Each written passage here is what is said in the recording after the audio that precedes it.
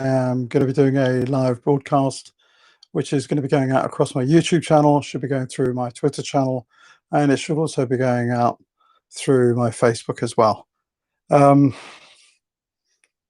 So yesterday, or I think, last night I was on a Twitter space, Mario's Twitter space, and I was discussing with a person called Malcolm, who I met in the space, who seemed quite knowledgeable about what's the potential of the oil fields being recovered and if there was an attack on them. So to put this into place, I've decided that I'm going to do a podcast on the possibilities. So, I just want to say that, we live in a world that thinks that it can push and push and push without consequences. A world where Israel can bomb at will, where the United States can threaten entire nations, and where the Gulf is treated like a spigot to be turned on and off at will. But there is a red line, and people need to understand it's not a nuclear one. It's actually oil. And you need to understand it's not because it's a powerful thing. It's because it's a fragile thing. And it's something that the Iranians have already said is effectively the nuclear option for Iran, because it holds the entire world together, quietly, invisibly, and without question. And if you destroy it, you don't get a war. What you get is civilization collapse. I'm not just talking economic, I'm talking financial, I'm talking apocalypse. So imagine this situation. The US decides to bomb Iran's oil terminals, its nuclear facilities, and Israel decides it's going to destroy all of Iran's gas fields and refineries. And Tehran decides enough is enough. It's going to unleash saturation missile strikes, and not at cities, not at civilians, because it's going to be an existential threat to its existence. It's going to hit the oil fields. It's going to hit the lifeline of the global economy, which is the Gulf that we all come from, all of us from this area. Overnight, every major oil field, from Saudi Arabia to the UAE, from Kuwait to Qatar, from Bahrain to the Kurdish regions of Iraq and Syria, will all be set to blaze. Every single export terminal gone.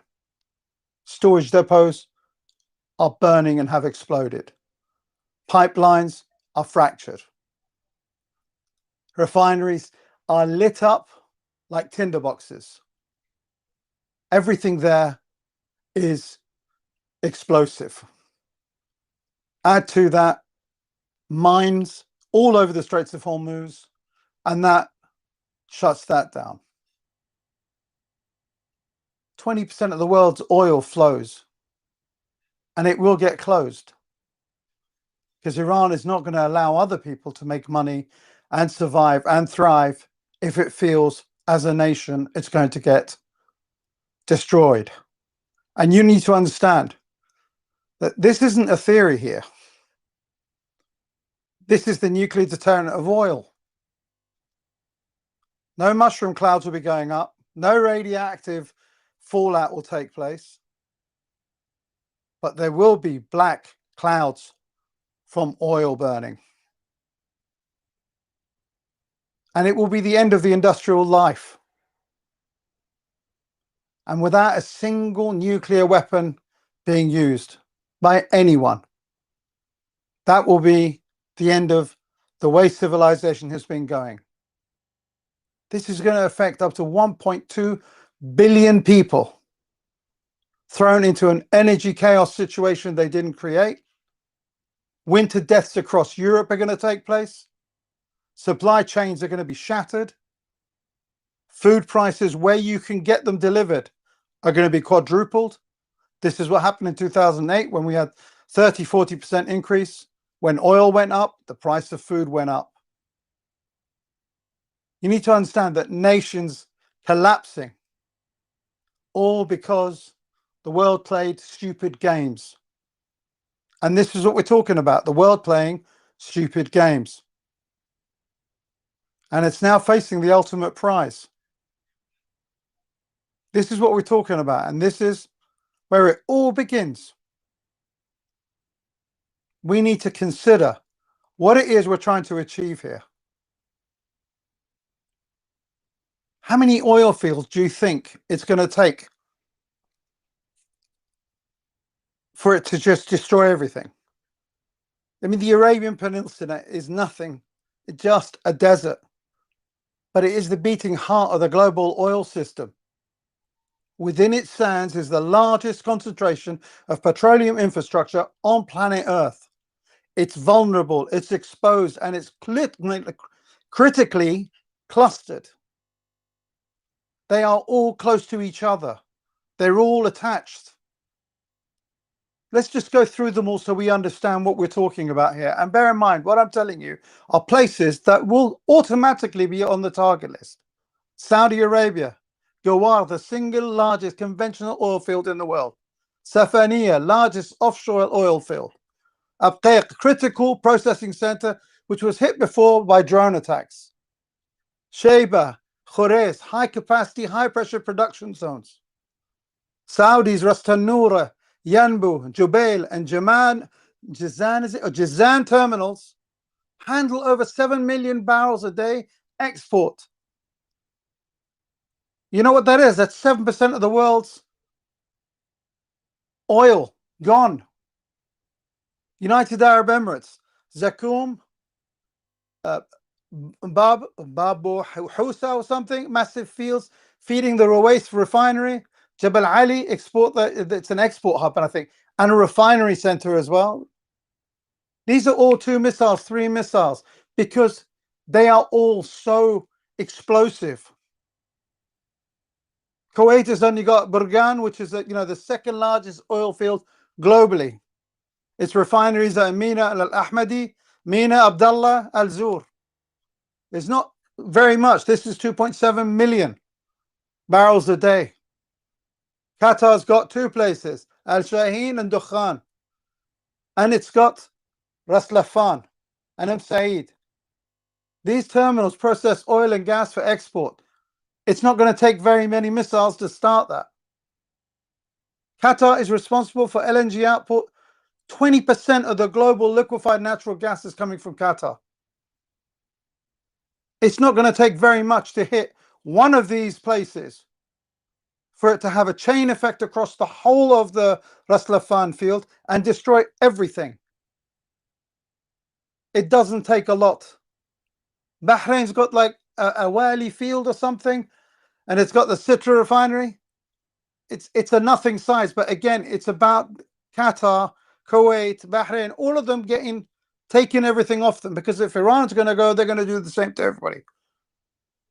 The Kurds in Syria, Tak, Sheikhan, the pipelines into Turkey and Jordan, all exposed. They're all high value and they are easy to destroy pipelines. And I'm going to assume at this stage is that Iran is already a target and it's been destroyed, which is why it's going to do what it's going to do, because they've promised that if you attack us, we're going to attack you back. If we're going to be put into the Stone Age financially, we're going to do the same to you. So this is the situation. We're talking about the total capacity at risk here, more than 30 million barrels a day of production. That's nearly 1/3 of all global oil, nearly half of all the global exports. Destroy this system and you're not just slowing trade, you're ending it. You're ending transport, fertilizer, medicine, plastics, and agriculture. Because all of that begins with oil. These aren't just fields and pipes here. They're literally the central nervous system of modern life in 2025. Break it and the body of civilization stops responding. That's the fire that people are playing with when they keep pressing buttons on each other in the Gulf. It is a tinderbox, and this tinderbox needs to be looked after by responsible adults. And people attacking each other the way Iran and Israel are at the moment is not responsible adults. Let's just work out how much oil is lost. So let's get rid of the polite language here. If Iran retaliates by targeting the Gulf, we don't have a crisis. We have a full-on hemorrhage of global oil. The world today consumes between 99 to 102 million barrels of oil per day. That number isn't optional. It's the baseline for survival. You need to understand, it fuels transport, power generation, the petrochemicals, all the agriculture. Everything you can think of modern day is based and run on oil. Heating, medical supplies, medical logistics.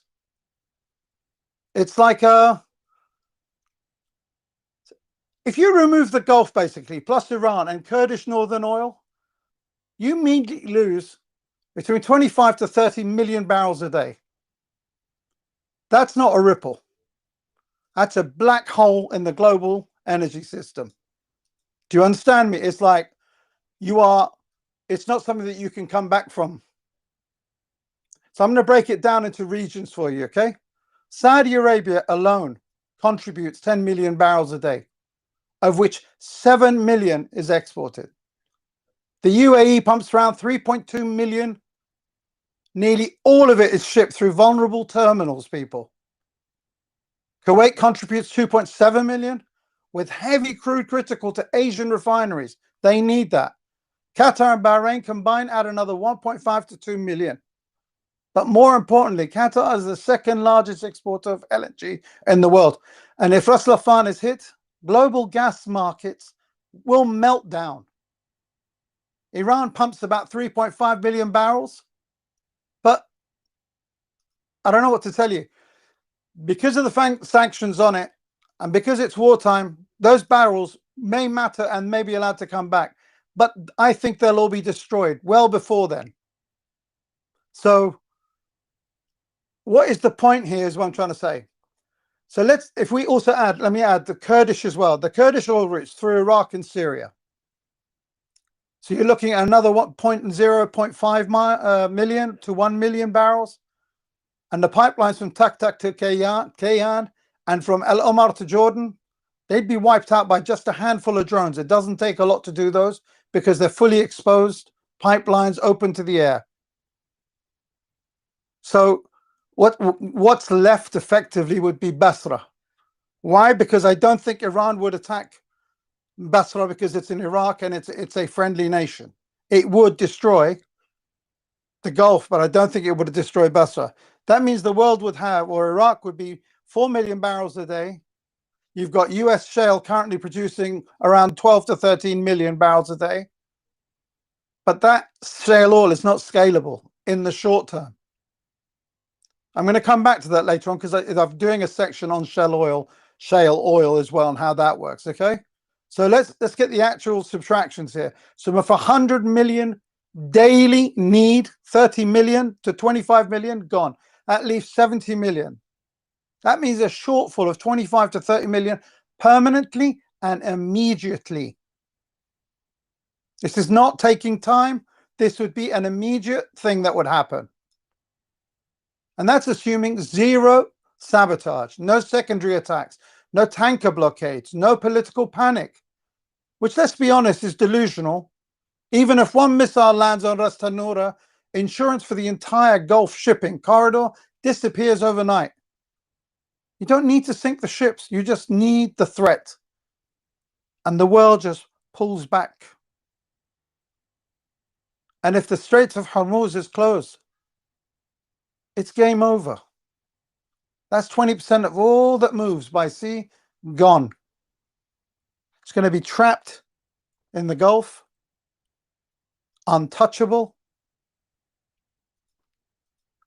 There's nothing you can do. So the question isn't whether oil markets will react. The question is whether they'll actually survive. Because no amount of market confidence can overcome the physics of that many barrels of oil missing from the world markets. There are no spare tankers. There's no miracle reserves. There's no secret pipelines waiting to be open. Once these barrels disappear off the world, they don't come back the next month, not the next year, and most probably not in 5, as I'm going to explain. Because rebuilding is not a joke. Let's look at how many missiles to bring us to the end of the oil civilization it's going to take. What people need to understand is about the oil infrastructure. It's not like a power plant. It's not like a water pipe. It doesn't just stop when you hit it. It explodes. It creates firestorms. And it takes months if it's a light damage, years to rebuild it. And it's designed to be vulnerable. These are not, structures are not made to be resilient to explosions and damage. Because oil must be under pressure. Through complex networks, it goes at scale and at speed, 24 hours a day, 7 days a week, without interruption. Which means a single successful strike can trigger a cascading failure across the whole of the network. So how many missiles do you think it would take to wipe the Gulf's energy system off the map? The answer, according to multiple defense analysts and military planners, is between 200 to 250. That's it. 200 precision strikes across oil fields. Terminals and refineries, all of them will be gone, and you're done. Now, if you bear in mind, Iran launched 200 of these towards Israel in one night. So it's not beyond imagination to think this would happen. So I just want to, let's break the numbers down a bit more so that you understand. There are roughly 42 high-value oil-related targets in Saudi Arabia alone. Okay, and these are the things that are important to remember. So the processing hubs like Al-Abqaiq, the export terminals like Ras Tanura, the desalination dependent refineries like Yanbu and Jazan, pipelines connecting Qawara, Shayba, Khurais, and Safaniya. Hitting 8 to 10 sites in Saudi Arabia can alone knock out more than half of its export capacity right there. That does not take a lot of missiles. The UAE's got another 10 to 15 targets. The Kuwaiti triangle of Mina Abdullah, Ala Ahmadi, and Al Zur refineries, it's nothing. Another 6 to 8, it's done. Qatar's LNG mega hub, Ras Laffan, strike that and you'll not only end its oil export, you'll cripple 20% of the global LNG flow. Throw in Bahrain Sitra, the Ceyhan pipeline, terminus in Turkey, and the Basra export facilities as secondary targets, and the map begins to glow.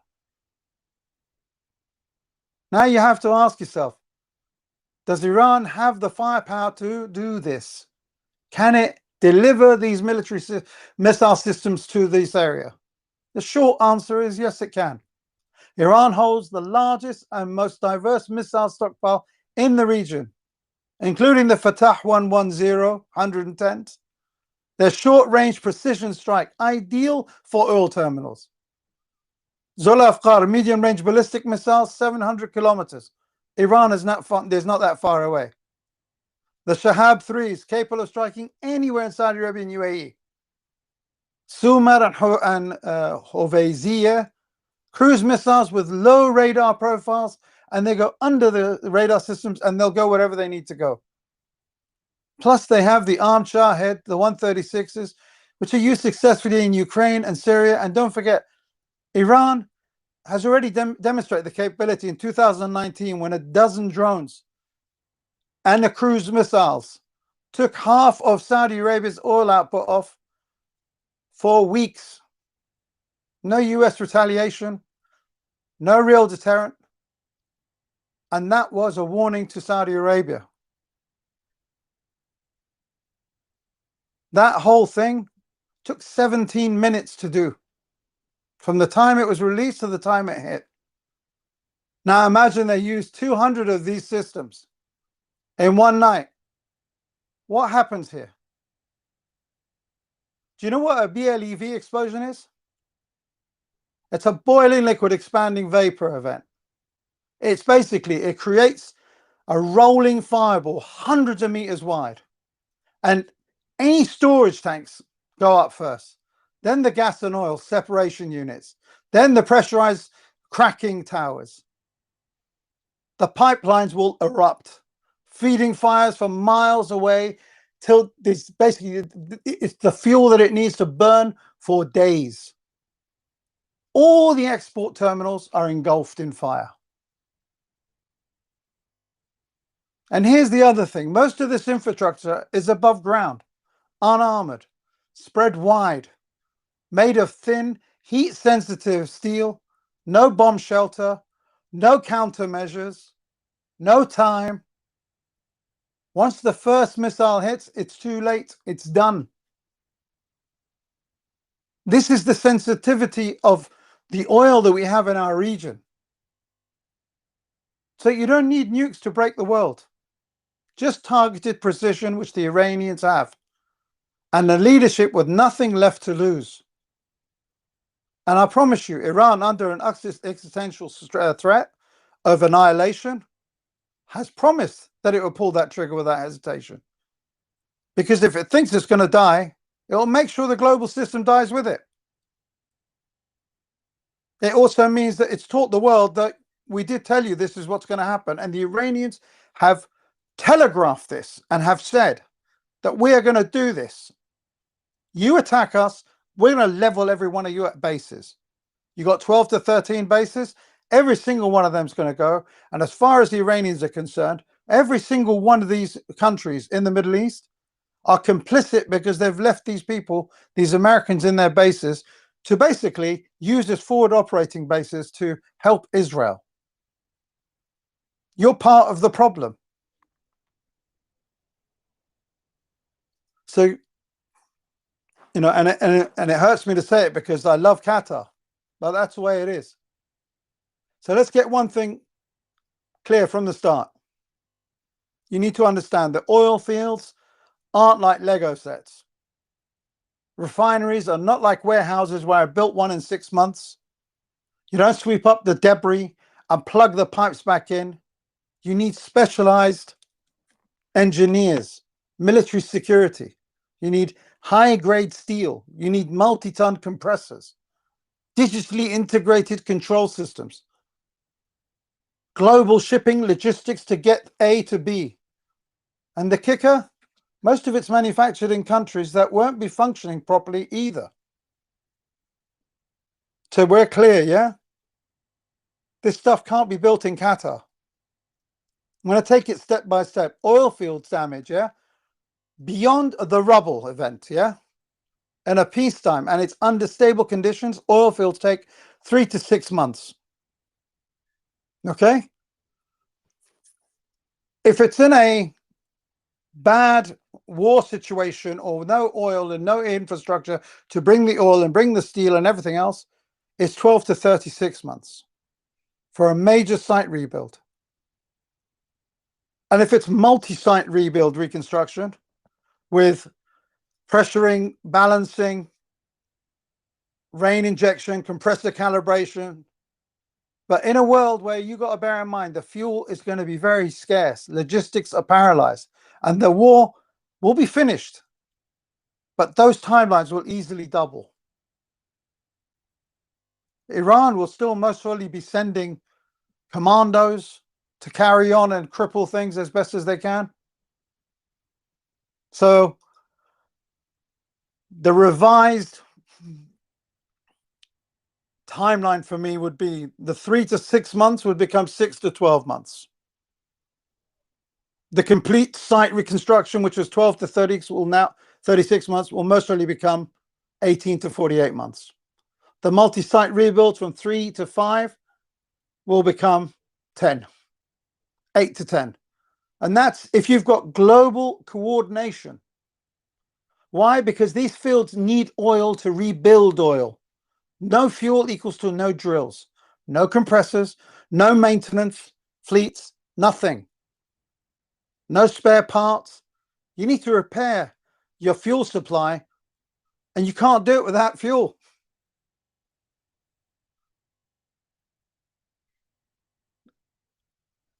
The refineries are the real problem because they're the choke points here. The industrial bottleneck that no one wants to talk about. Refineries, these refineries are not built in Riyadh. They're not made in Abu Dhabi. And they sure as hell aren't assembled in a garage in someone's house or in a military base. You need high-spec components. You need precision machinery and calibration systems that are sourced in only a few countries. Germany makes pressure vessels, control systems, and instrumentation. Not every country's got that engineering.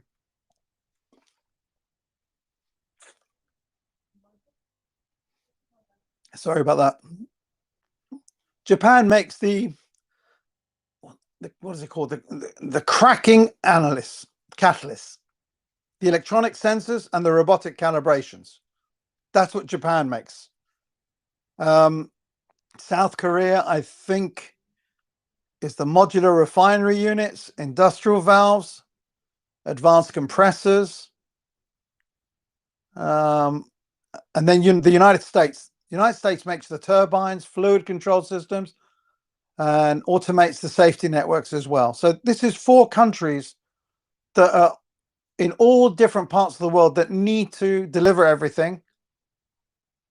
So they need to move this equipment that you need by sea freight, container access, diesel-powered logistics, ports that need to be moved as well, engineers with visas, the ones that these countries would be able to free up to come and build, a stable destination country.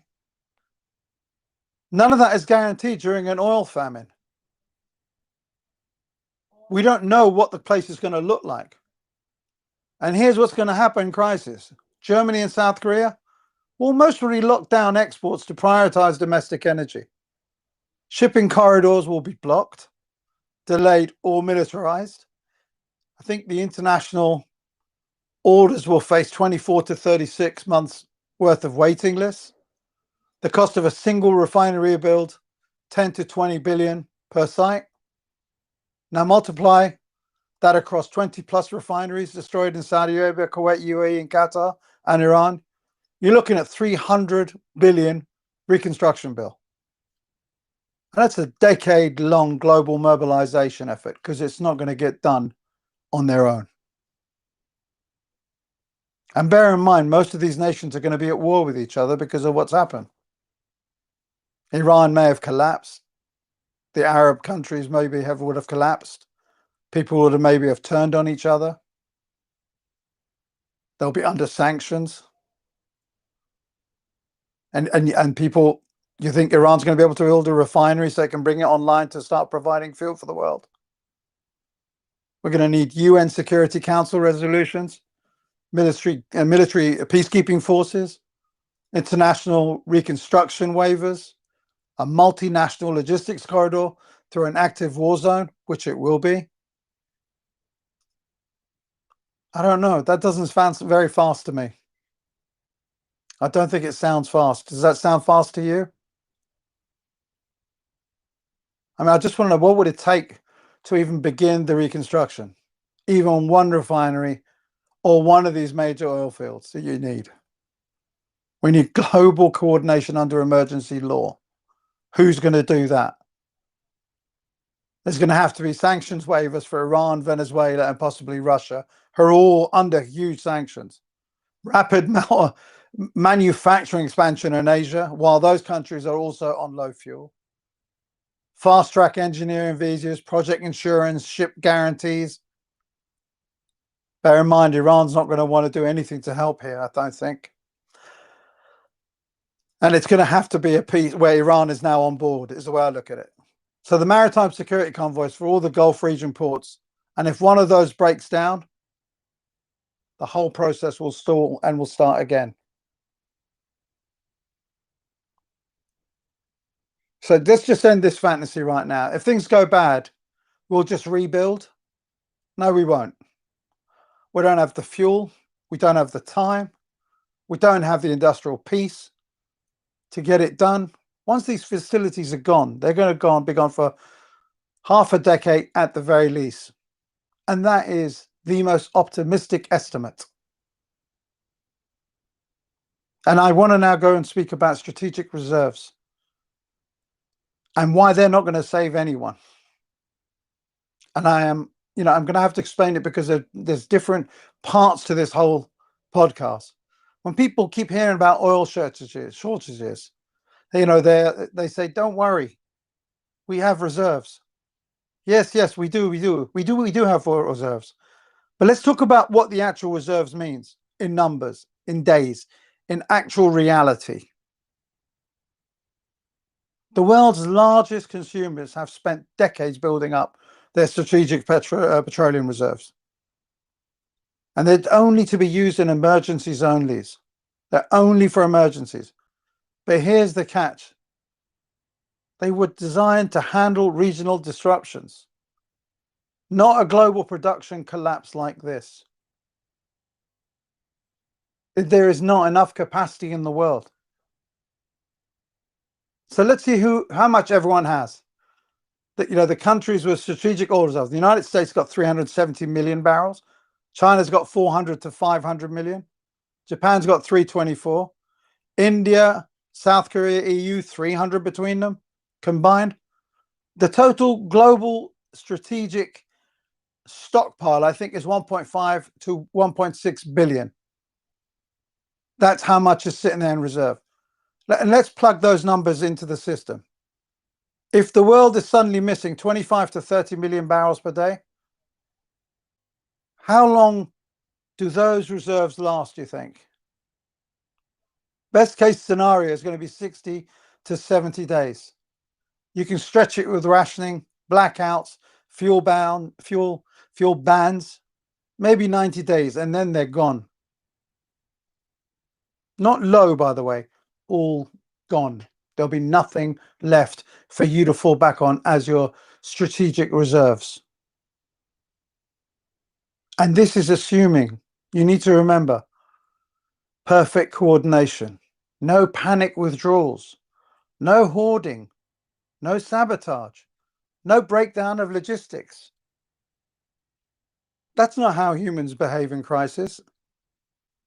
Just look at what happened when we ran out of toilet paper. Now imagine it's diesel fuel and the queues that will be outside places. And here's the ugly truth. These strategic reserves aren't even true buffers. They're old stock, already refined, already stored, and not easily replaced once used. They sit in salt caverns. They degrade over time. They rely on functioning delivery networks. If pipelines are bombed, it's gone. If refineries are offline, it's gone.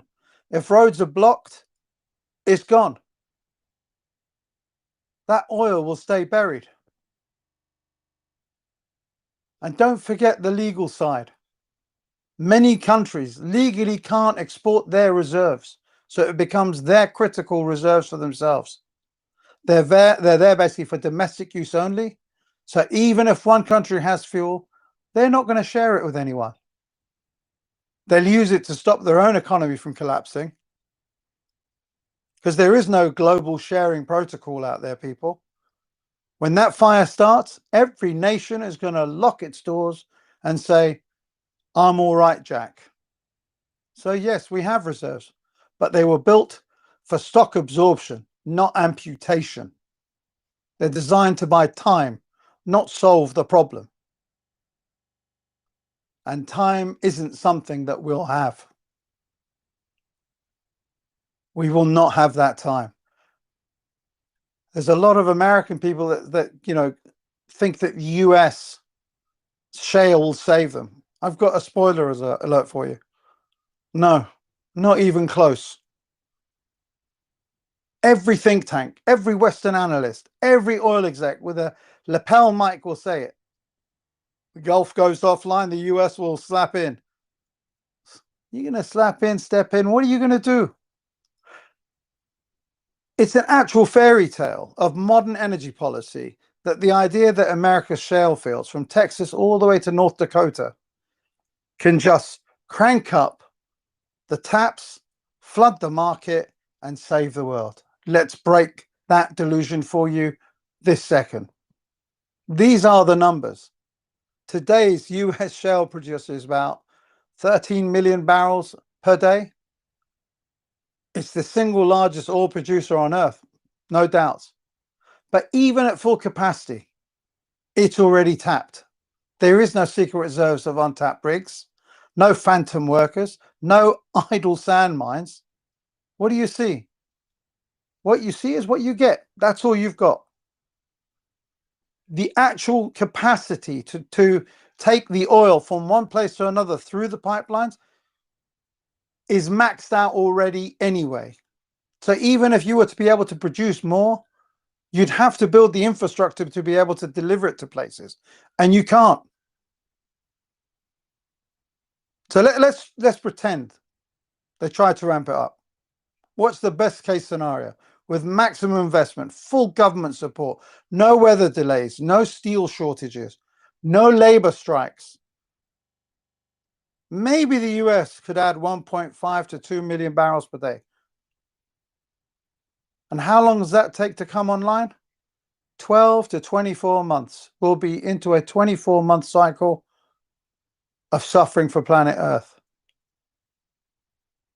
Meanwhile, the global market is still short by 25 to 30 million barrels per day. That means even with a miracle, the shale could replace maybe 6% of the missing oil. That's it, people. That's it.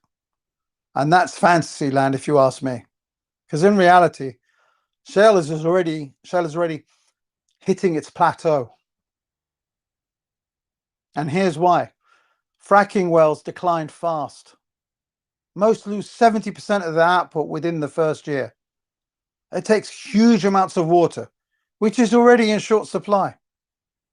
You need diesel fuel trucks to move sand, chemicals, and equipment around. Rigs require really high maintenance, compressors, and they need these imported parts and trained crews. None of that scales in a fuel-starved world. If diesel's gone, if sand transport is stalled, if drilling steel is stuck in a German port, shale doesn't ramp up, it winds down. And that is the reality.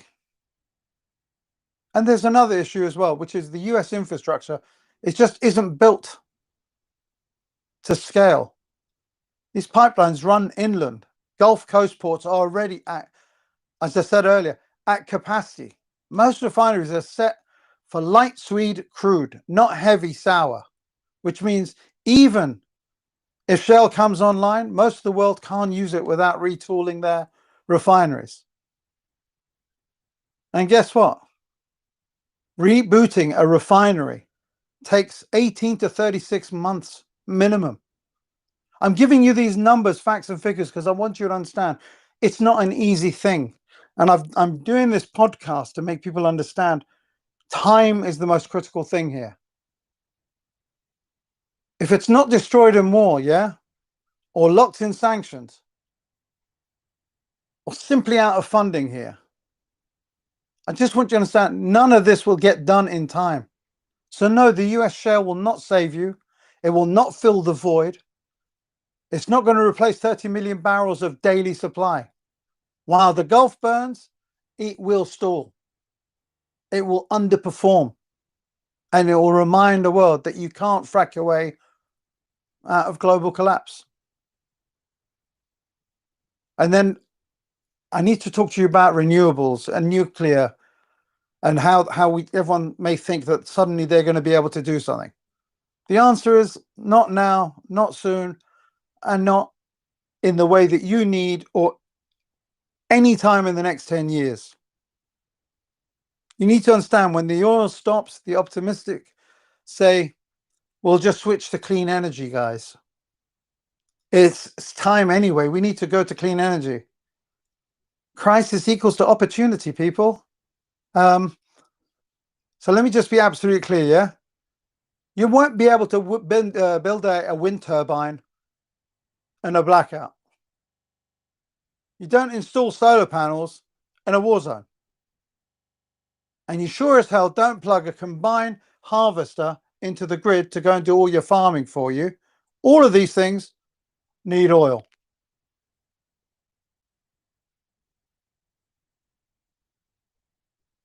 Wind and solar, yeah, are powerful. They are vital. They are the future.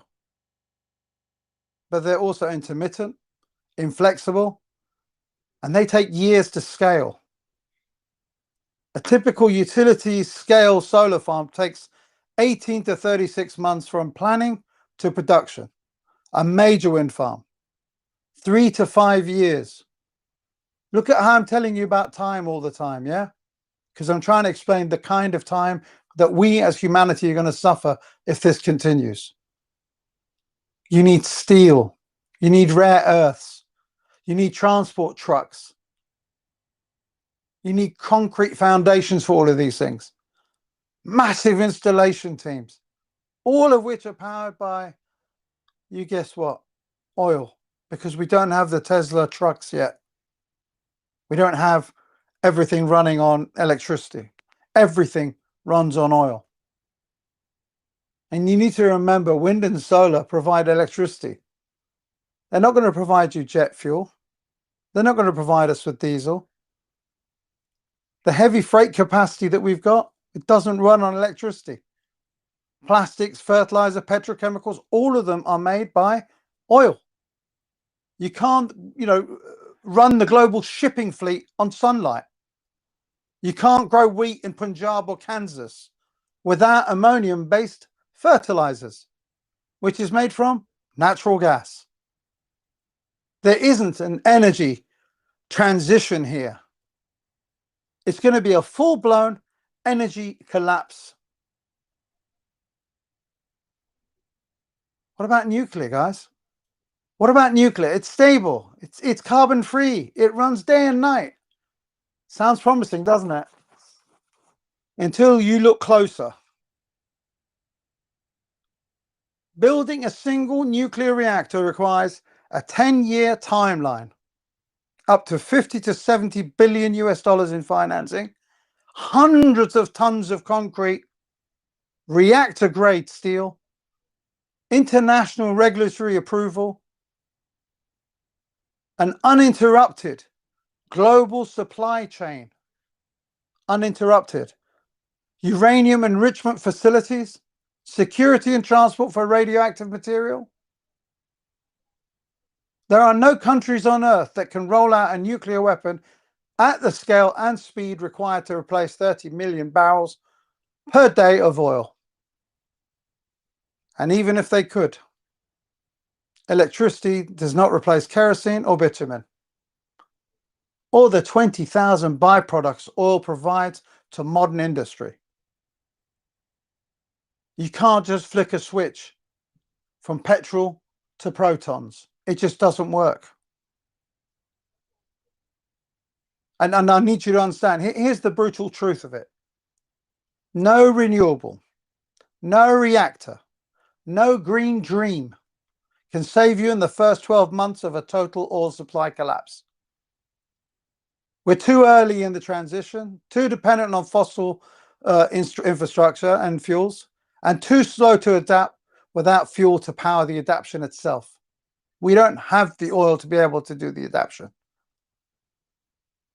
Let me put it even more plainly for you. You don't build solar panels and plants without oil-fueled mining trucks.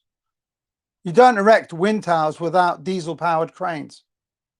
You don't erect the wind towers themselves without diesel-powered cranes. You don't lay electrical grids without plastic-coated cabling. That's made from oil. Oil is not just a fuel, it's the substance of modern life. And no matter how green your intentions are, if the Gulf burns, you won't have time to innovate. You'll have to be busy trying your best to keep the lights on and the children fed. That's all that's going to happen. I need to explain to you the collapse timeline from strike night to global system failure. This is the most important part. So let's walk through this nightmare, not as a headline, but as a calendar I'm doing here for you. This is what happens when Iran retaliates. The Gulf ignites, and around 30 million barrels of oil vanish overnight. And let me show you the dominoes. Day 1 to 7, the impact phase, the missiles land, infrastructure burns, export terminals go dark, oil futures will spike to $500 a barrel within a few hours. Panic is going to grip global markets. Straits of Hormuz are going to be sealed. Insurers pull coverage for Gulf shipping. Tankers turn around mid-route. Port activity in the Asian halls. Stock markets will begin to spiral. The price of diesel doubles by the morning. Every government's going to start calling OPEC, but OPEC is not around anymore because OPEC is on fire. That's day 1 to 7. Day 8 to 30. The reserve phase, strategic petroleum reserves are activated. The US, let's say, releases 1 million barrels a day. China and India follow. Emergency shipping contracts are signed. Airlines are going to cancel long-haul routes because that's not going to be enough. Governments are going to try to control the narrative. They say, this is temporary, stay calm. But we know by week 3 or 4, fuel stations in Europe are going to be empty. In Nigeria and Pakistan, they've never had reserves to begin with. By week 4, blackouts begin in major cities. Food prices will jump 40% as they did in 2008. Manufacturing output plunges.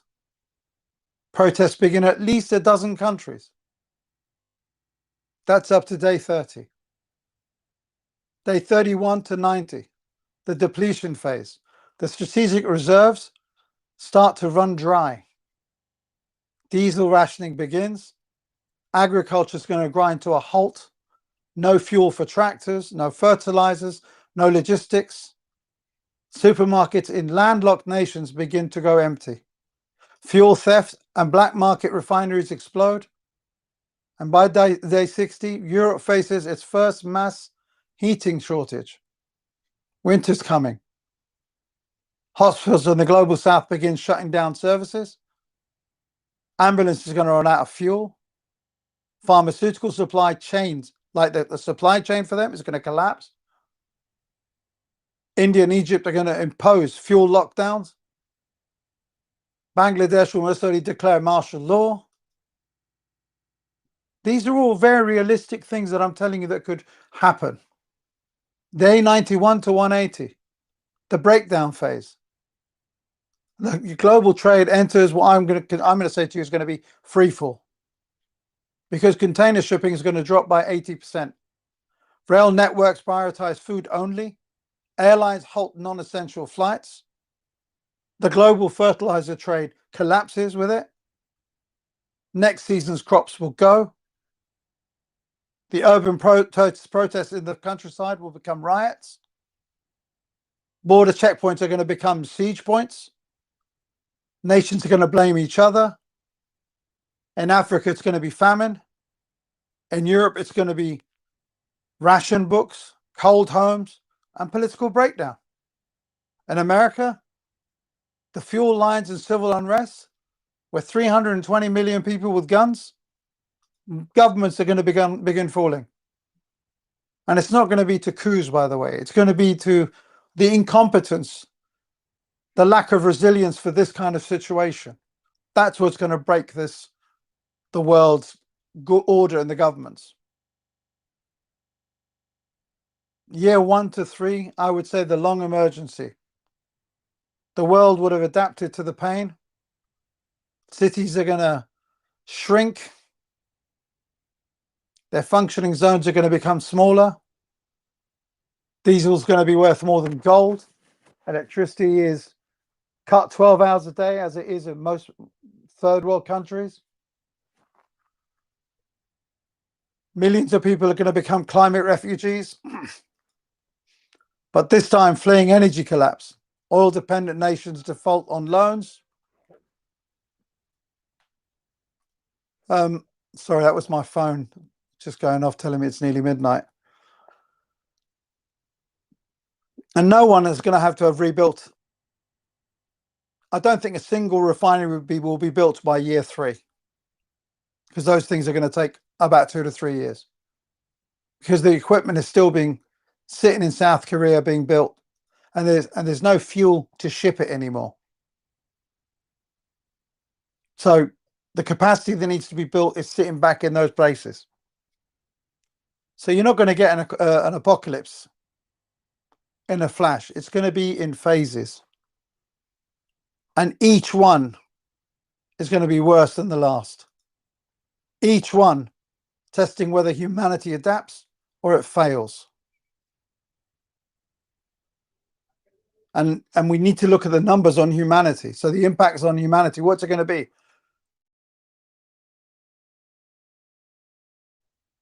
Collapse. And I think the death of moral authority, I would say. And that is an important thing. This is where the numbers become bodies, where theory becomes suffering. Because when oil collapses, everything else will follow. I've set it out for you. It's really easy, methodical to understand it. I want to count the cost. I think over 1.5 billion people live in countries that are net fuel importers. Over 2 billion people depend on food imports, subsidized by diesel-driven logistics, which will not be around. Over 3 billion lives in regions that need fertilizer made from gas and oil. No oil equals to no food, to no transport, to no medicine, to no clean water, and to no modern state to look after the people. Africa will be the first to be hit. It will be hit first. The diesel shortages mean no tractors, no grain transport, no medical shipments, no fuel for water purification, no access to refrigeration for vaccines. And I think within 60 days, famine's going to begin in the Horn of Africa. 60 days. By 90 days, cholera will be spreading in refugee camps. By day 120, we'll start losing children by the tens of thousands. South Asia will follow in India, Pakistan, Bangladesh, where 2 billion people already face climate-driven food insecurity as it is. And now we're going to add to that diesel bans, fertilizer collapse, port shutdowns, export bans on wheat, rice, and edible oils. What does that look like to you? It looks like the Great Bengal Famine to me, but with smartphones and armed borders. Europe's not going to starve, but it will freeze. Elderly deaths from cold in the UK, Germany, and Poland, guaranteed. Riots over petrol pricing in France, 100% the French will be at each other's throats. The collapse of industrial output in Eastern Europe, guaranteed. Political uprising against weak centrist governments, guaranteed.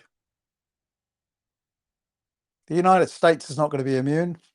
They're going to have mass inflation, gasoline rationing, interstate trucking collapse, and cities that have never been asked to go without. Imagine those people now turning on themselves and each other. The collapse isn't just economic, by the way, it's psychological. When the fuel runs out, the system's legitimacy evaporates. People will ask, why did this happen? Who allowed it? Who profited? And who are we going to blame? And this is where the moral reckoning begins. People are going to ask and say, who is the source? And they're going to say, this didn't happen because of a natural disaster, people. It didn't happen by accident. It happened because two nuclear powers, the US and Israel, pushed one nation into a corner, pushed them far. They didn't bomb cities. They didn't fight fair. They went after Iran's energy infrastructure, knowing full well, I promise you they will. So when that collapse begins, you need to understand, when the accounting starts, it's not just for Israel. It's not just for the United States, but it's for every cowardly Western government that's enabled it. For every bystander government that stayed silent. For every sanction enforcer, every drone operator, for every UN abstention. Every one of these things added a little bit to it. And now I'm going to point my fingers at China, Russia, India, Brazil. Where are you guys? Where are your envoys? Where are your back channels? Where are your red lines? Because in this scenario, so far, you've all stayed quiet. And now your own people are going to be starving because you let this happen. You let this get too far. This isn't just the collapse of supply. It's the collapse of credibility. It's the death of Western moral authority, the death of international order. And it's the beginning of a century. And I promise you, defined not by cooperation, but by the retaliation of the poorest people on you people, the governments, the people in charge.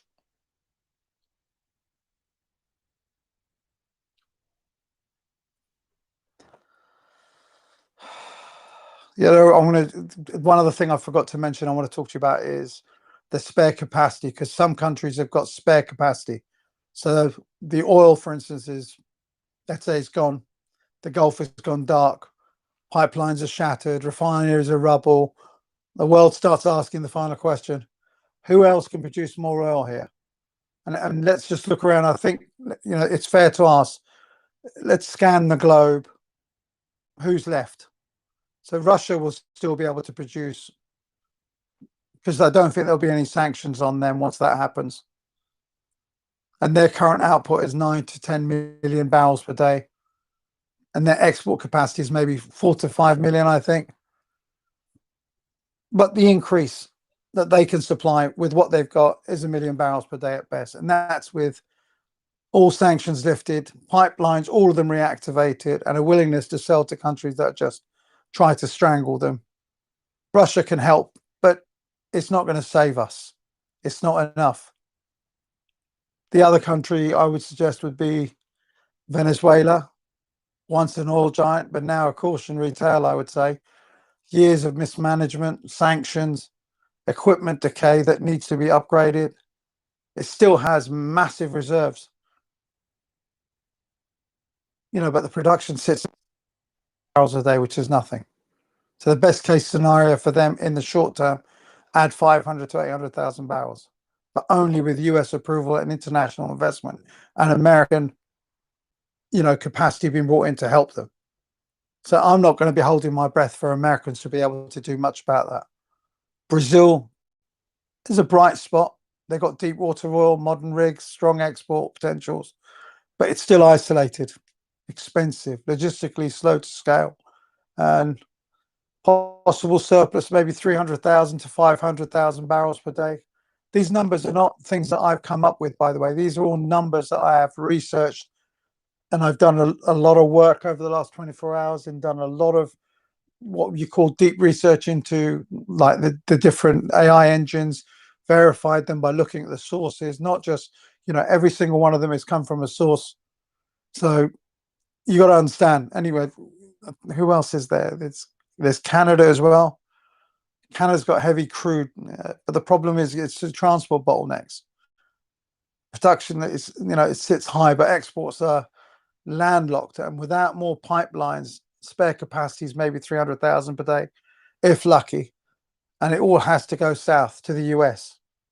It's not going to help India, Africa, or Europe. Africa and Central Asia, Nigeria, I think, is plagued, I would say, by theft and sabotage. Libya is stuck in a civil war. Angola in long-term decline. Kazakhstan is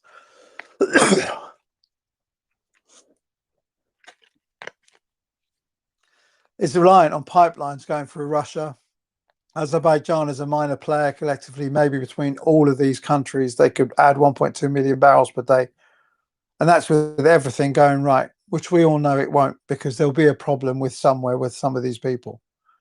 So the total global spare capacity region, extra capacity, Russia 1 million, Venezuela 500,000, as I said, Brazil about 500,000, Canada about 300,000, Africa 1.2, total 3 to 4 million barrels per day.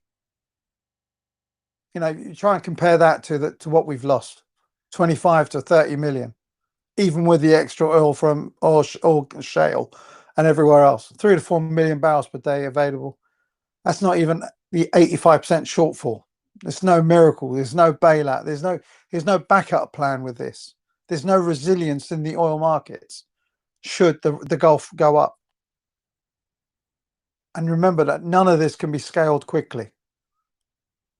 And none of it is going to be able to replace the Gulf crude blends, because they are specific blends. And none of this will help within the first year. And I've told you the story of what's going to happen in the first year.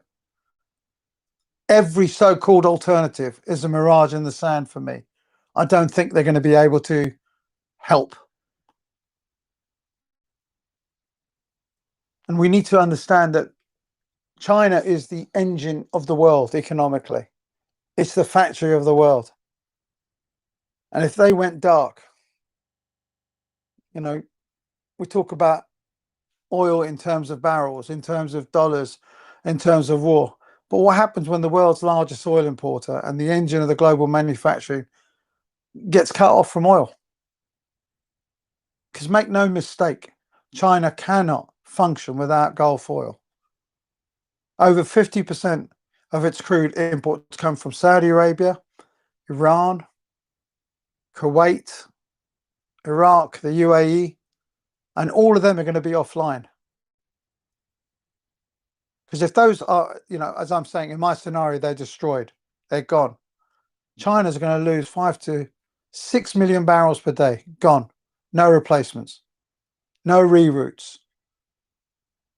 So what's China going to be able to do? First thing it's going to do is tap its strategic reserve, estimated maybe, let's say, 400 to 500 million barrels. That's going to buy them 60 to 90 days.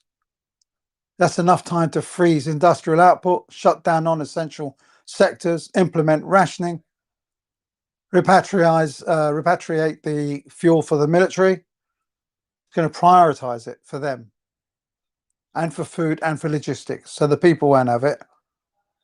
But let's say, even if China, with all its command power, discipline, and central control, it's not going to be able to conjure oil out of thin air.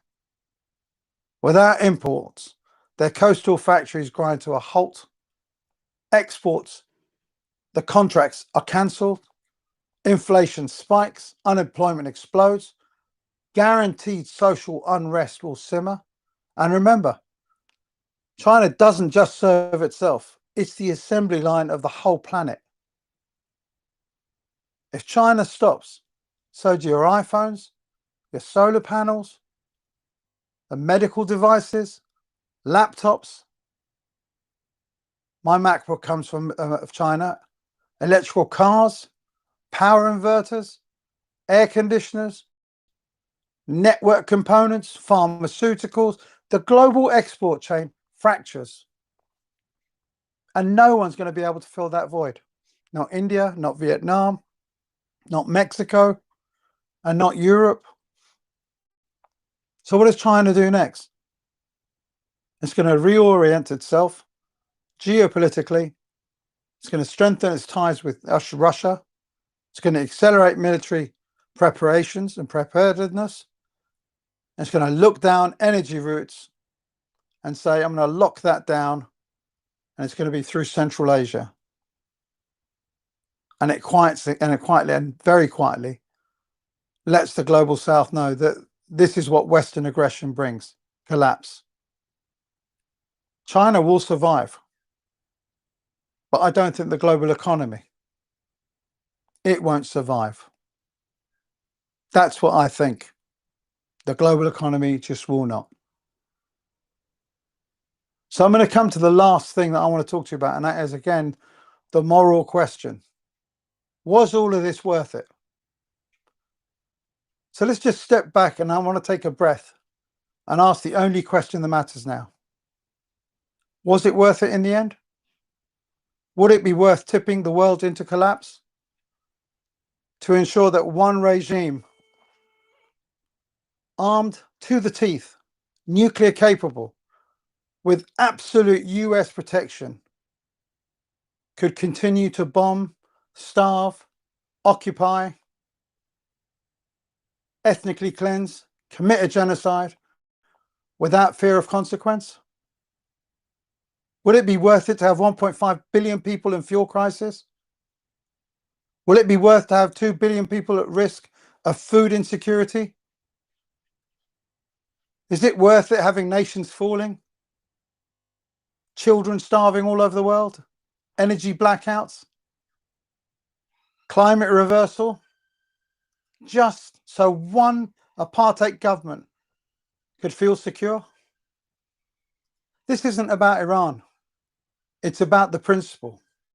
The principle that no country, no ideology, no political project has the right to gamble with the survival of the entire human race. Because that's what this is. This is not war. This is an extinction protocol. This is a point where the economy of life itself becomes the collateral of the delusions of empire. And I'm going to talk plainly here. Let's say what no politician will say. This did not happen by accident. This was not inevitable. This was engineered by people in Washington, in Tel Aviv, in Brussels, who knew exactly what they were doing. And when they attack the energy systems with full knowledge, I hope they watch this, because that retaliation is going to break the world. And if they want to pretend that they're shocked by these consequences, then they are liars. And it's not just down to them. There are others here as well. For me, the leaders that have said nothing, I'm talking about Russia, China, and India at the moment, who've sat at the table, who knew what was coming, and who've chosen caution over confrontation. And what about the UN? What of the so-called international community? All of them have stood back. All of them have allowed this escalation. All of them are going to have to share the blame. This isn't just a geopolitical collapse. It's a spiritual one. We have shown the world that we are governed by cowards. We are led by warmongers. And